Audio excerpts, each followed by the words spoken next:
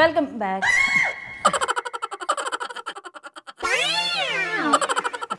Okay, welcome back to out focus with Anuradha.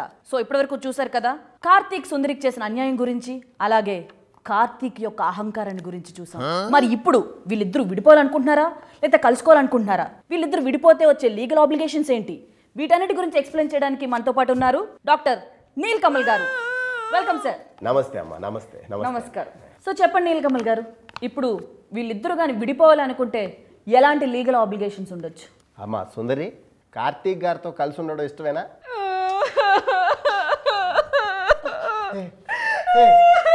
మీరు ఆడవాళ్ళని అలాంటి పెద్ద పెద్ద ప్రశ్నలు అడగకూడదండి.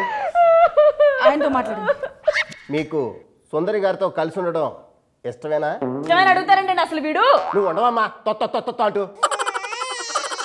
సార్, నాకు ఇష్టం లేని పెళ్లి జరిగింది వాస్తవమే, కానీ నేను ఏ రోజు అమ్మాయిని కొట్టలేదు, తిట్టలేదు, చేయెత్తలేదు, పల్లెత్తి ఒక మాట కూడా అనలేదు.